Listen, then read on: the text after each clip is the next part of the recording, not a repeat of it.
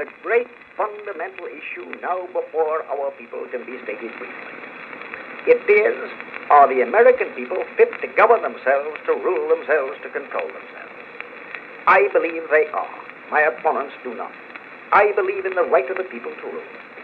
I believe that the majority of the plain people of the United States will, day in and day out, make fewer mistakes in governing themselves than any smaller class or body of men, no matter what their training, will make in trying to govern them. I believe again that the American people are as a whole capable of self-control and of learning by their mistakes. Our opponents pay lip loyalty to this doctrine, but they show their real beliefs by the way in which they champion every device to make the nominal rule of the people a sham. I am not leading this fight as a matter of aesthetic pleasure. I am leading because somebody must lead, or else the fight would not be made at all. I prefer to work with moderate, with rational conservatives, provided only that they do in good faith strive forward towards the light.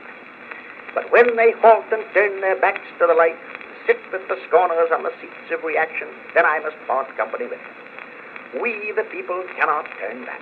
Our aim must be steady, wise progress. It would be well if our people would study the history of a sister republic.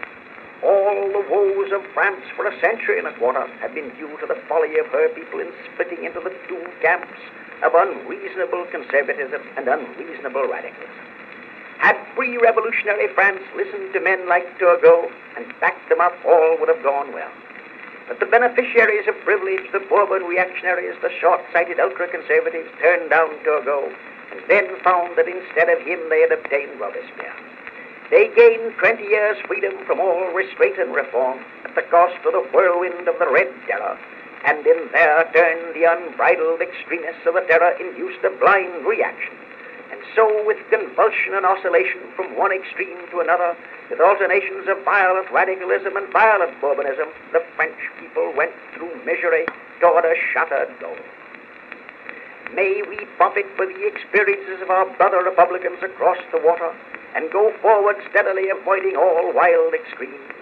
And may our ultra-conservatives remember that the rule of the Bourbons brought on the revolution. And may our would-be revolutionaries remember that no Bourbon was ever such a dangerous enemy of the people and of freedom as the professed friend of both Robespierre. There is no danger of a revolution in this country, but there is grave discontent and unrest, and in order to remove them there is need of all the wisdom and probity and deep-seated faith in and purpose to uplift humanity we have at our command. Friends, our task as Americans is to strive for social and industrial justice achieved through the genuine rule of the people. This is our end, our purpose. The methods for achieving the end are merely expedients, to be finally accepted or rejected according as actual experience shows that they work well or ill. But in our hearts we must have this lofty purpose, and we must strive for it in all earnestness and sincerity, or our work will come to nothing. In order to succeed, we need leaders of inspired idealism, leaders to whom are granted great visions, who dream greatly and strive to make their dreams come true, who can kindle the people with the fire from their own burning souls.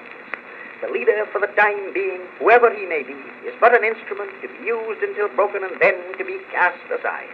And if he is worth his salt, he will care no more when he is broken than a soldier cares when he is sent where his life is forfeit, in order that the victory may be won.